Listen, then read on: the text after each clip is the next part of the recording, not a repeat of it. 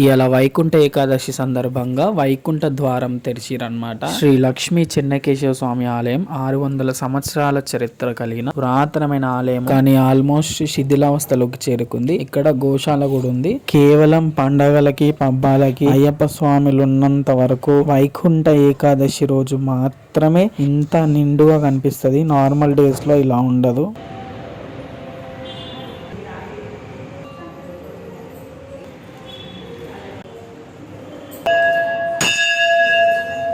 ఎంతో ప్రసిద్ధి చెందాల్సిన ఈ పురాతనమైన ఆలయాన్ని ఇలాంటి శిథిలావస్థలో చూస్తామని ఎవ్వరం కూడా ఊహించలేము అసలు.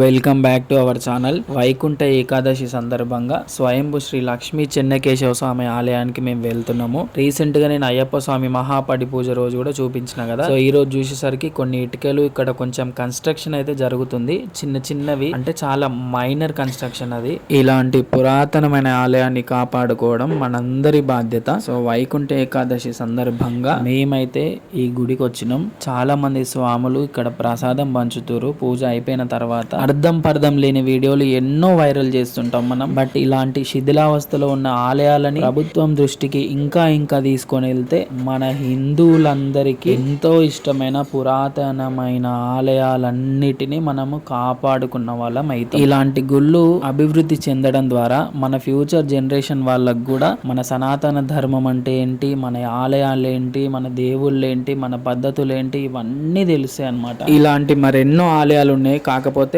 మాకు దగ్గరగా శ్రీ లక్ష్మీ చెన్నకేశ్వర స్వామి ఆలయం ఉంది కాబట్టి నాకు వీలైనంత వరకు నేను కవర్ చేసి చూపించగలుగుతున్నాను. వైకుంఠ ఏకాదశి సందర్భంగా మేము వైకుంఠ ద్వారం నుంచి దర్శనానికి లోపలికి వెళ్తున్నాం. మాతో పాటు మీరు కూడా స్వామివారి దర్శనం చేసుకొని ఆయన ఆశీర్వాదాలు తీసుకొని ఆయన కృపకు పాత్రులు కాగలుగుతారని చెప్పేసి నా చిన్న కోరిక.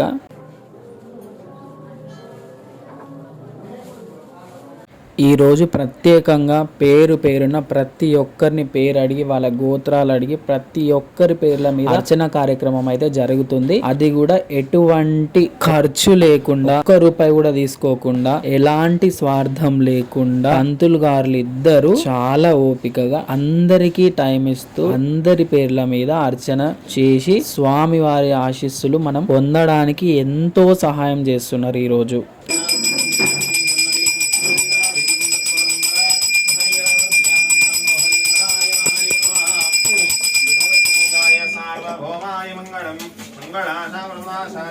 ఆ ద్వారం నుంచి బయటికి రాగానే మనకు ఆంజనేయ స్వామి దర్శనం ఇస్తారు. ఇదే ద్వారం అది. అక్కడ నుంచి బయటికి వచ్చిన తర్వాత స్వామివారి ముందు, అంటే నార్మల్ గా మనం దర్శనం చేసుకునేది ఇక్కడి నుంచి. ఇక్కడ స్వామివార్ల విగ్రహాలు పెట్టి పూజ చేసి అక్కడ ప్రసాదం కూడా ఇస్తారు పక్కనే. ఇది ధ్వజస్తంభం స్వామివారిది. ఇక్కడ కనిపించే స్వాములందరూ ప్రసాదం పంచుతారు. అక్కడ కనిపించే చెట్టుకి స్వయంభుగా వినాయకుడు వెలిసిండు. అండ్ దాని తర్వాత మేము శివాలయంకి వచ్చినాం. శివాలయంలో లైన్ లో నిలబడ్డారు. చాలా క్యూ లైన్ ఉంది. అండ్ ప్రతి ఒక్కరు ఇండివిజువల్ గా చెంబుతోని స్వామికి అభిషేకం చేసే అవకాశాన్ని కూడా కల్పిస్తారు. చాలా అంటే చాలా హ్యాపీగా అనిపించింది నాకైతే.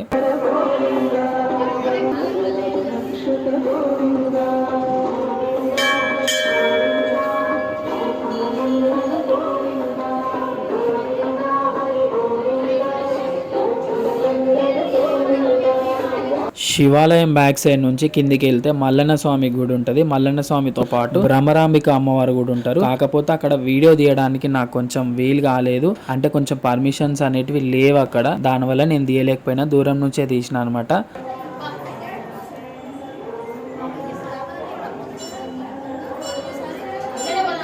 సక్సెస్ఫుల్ గా మా దర్శనం అయితే జరిగిపోయింది. స్వయంభు లక్ష్మీ చెన్నకేశవ స్వామిది శివాలయంలో, అండ్ భ్రమరాంబిక అమ్మవారు, మల్లికార్జున స్వామి, వినాయకుడు, అయ్యప్ప సన్నిధానంలో అయ్యప్ప, కుమారస్వామి, హనుమంతుడు, ప్రతి ఒక్కరి దర్శనం చాలా బాగా జరిగింది. కానీ ఇక్కడ కొంచెం అన్న డెవలప్మెంట్ స్టార్ట్ అయితే చాలా అంటే చాలా సంతోషం. ముందు తరాలకి మనం ఎంతో అంత మిగిల్చిన వాళ్ళం అవుతాం. స్వామికి దగ్గరలోనే ఉన్న సాయిబాబా టెంపుల్ కి వచ్చినాం మేము. ఇక్కడ కూడా హనుమంతుడు, నాగదేవత, నవగ్రహాలు, శ్రీరామచంద్రుడు, చంద్రుడు, దుర్గామాత, సాయిబాబా వీళ్ళందరూ ఉన్నారు. నేను ప్రైమరీ స్కూల్లో ఉన్నప్పుడు సాయిబాబా టెంపుల్ పక్కనే మా స్కూల్ ఉంటుండే. ప్రతి గురువారం తప్పకుండా ఇక్కడ అన్నదాన కార్యక్రమం జరుగుతుండే. బట్ ఇప్పుడు జరగట్లేదు. ఒకప్పుడు అయితే మేము తప్పకుండా వచ్చి తినేసి వెళ్తుండే ప్రతి గురువారం. కారణం ఏంటనేది తెలియదు కానీ రోజులు గడుస్తున్న కొద్దీ ఓన్లీ హారతి ప్రసాదంతోనే ఆగిపోయింది. కానీ ఆ ప్రసాదంతో కూడా కడుపు నింపుకునే వాళ్ళు ఎంతో మంది ఉన్నారు. అంటే మన సనాతన ధర్మంలో ప్రసాదాలతో కూడా కడుపులు నింపే దేవాలయాలు ఎన్నో ఉన్నాయి. అలాంటి ఎన్నో దేవాలయాలని మనం గుర్తించి ప్రభుత్వ దృష్టికి తీసుకొని పోయి ఇంకా డెవలప్మెంట్ చేయించి మన దేవాలయాల్ని ముందుకు తీసుకెళ్ళాలి.